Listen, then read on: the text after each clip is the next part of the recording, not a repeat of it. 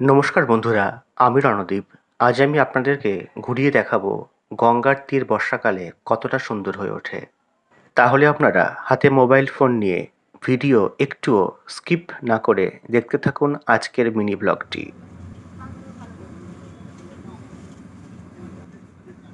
আমাদের নদিয়া জেলার পাশ দিয়ে বয়ে যাচ্ছে ভাগীরথী গঙ্গা নদী। বর্ষাকালে আকাশ যখন ঘন কালো মেঘে ছেয়ে থাকে, জলের উপর যখন কালো মেঘের ছায়া পড়ে, তখন বর্ষার গঙ্গার জল আরও ঘোলা হয়ে ওঠে আর নদীর উপর কালো মেঘেরা ভেসে বেড়ায়।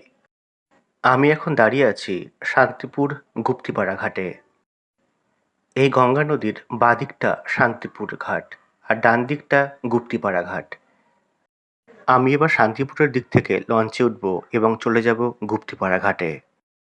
শান্তিপুর গুপ্তিপাড়া ফেরিঘাটের ভাড়া 10 টাকা। 10 টাকা দিয়ে ফেরিঘাটের টিকিট কেটে আমরা সহজেই পৌঁছে যাব লঞ্চে করে শান্তিপুর থেকে গুপ্তিপাড়া ঘাটে। তাহলে চলুন আপনারা আমার সাথে গঙ্গা পেরিয়ে গুপ্তিপাড়াতে।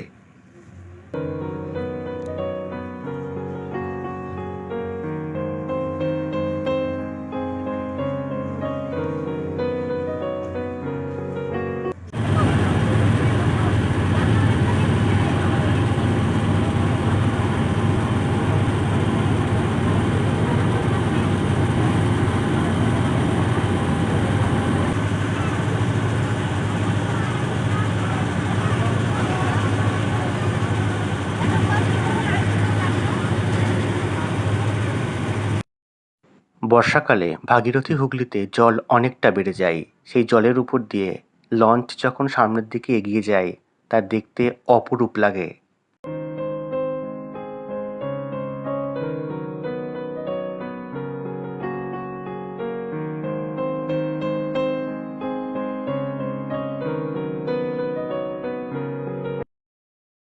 বর্ষাকালের মেঘলা দিনে এত সুন্দর গঙ্গা ভ্রমণ আমার অনেক দিন মনে থাকবে।